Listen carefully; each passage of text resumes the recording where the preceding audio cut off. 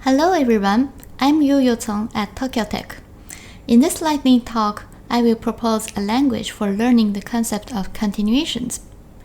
This is something that I plan to create in the next few years, and the purpose of this talk is to get some advice from the Scheme community. Okay, the motivation of this work comes from the recent introduction of continuations into various programming languages. For instance, the latest version of OCaml implements concurrency through effect handlers, which can manipulate one-shot delimited continuations. Haskell recently added support for delimited continuations via control operators, and Scala will be extended with similar features to implement suspensions. What this means is that continuations are becoming something that every programmer should know how to use. However, for many people, continuations are hard to understand at the beginning.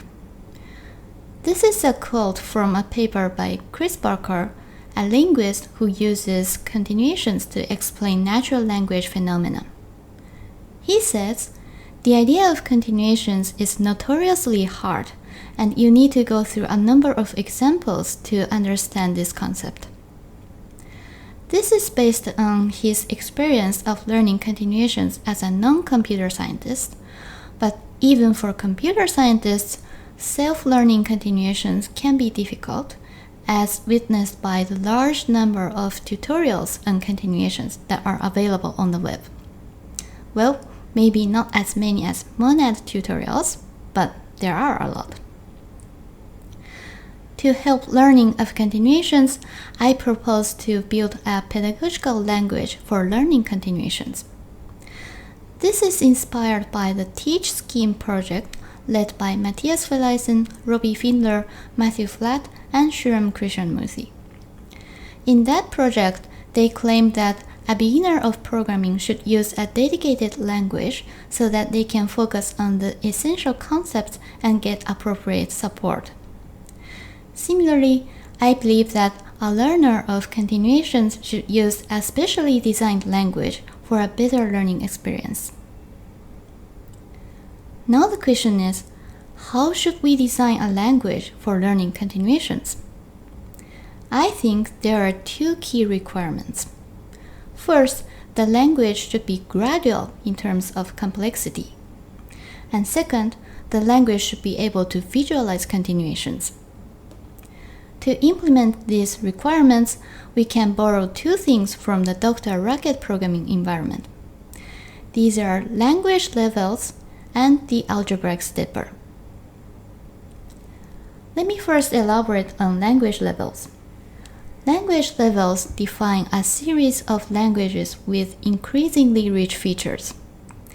This helps the programmer focus on new concepts and also helps the compiler produce good error messages. In the context of learning continuations, we would need to consider two dimensions of restrictions: side effects and usage of continuations.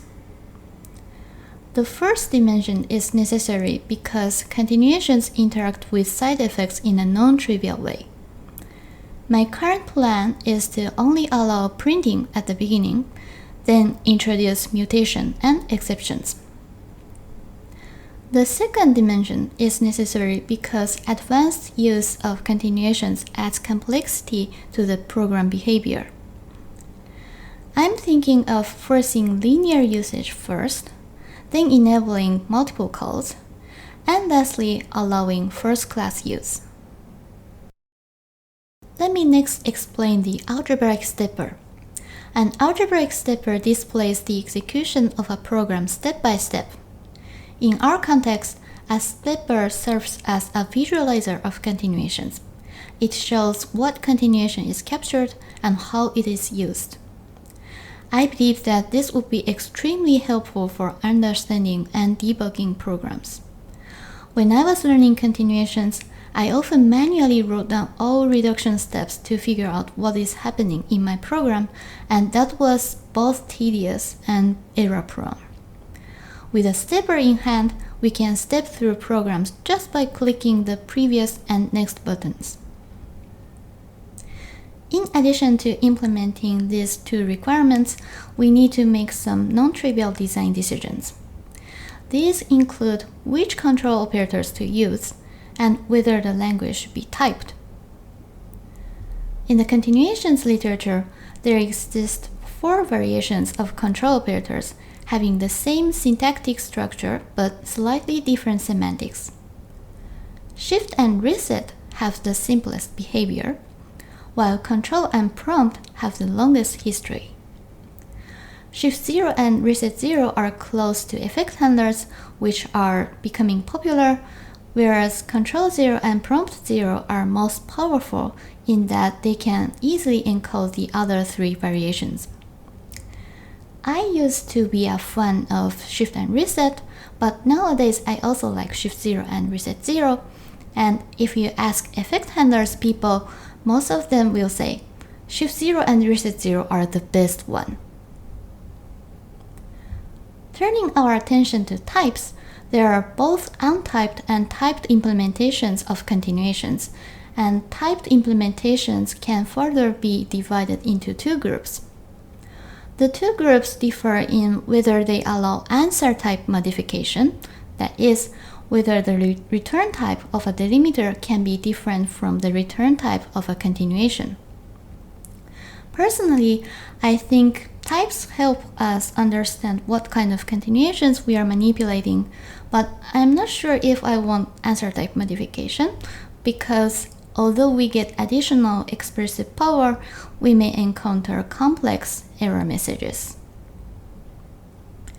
Alright, to summarize, I'm designing a language for learning continuations. I plan to include language levels and an algebraic stepper for better learning experience, but I haven't decided which control operator and type system to adopt. Now, I would like you to share your thoughts about how I should design this language. I'm also interested to hear your experience in learning and teaching continuations. So, please speak up if you are in Seattle or email me if you are watching remotely. Thanks!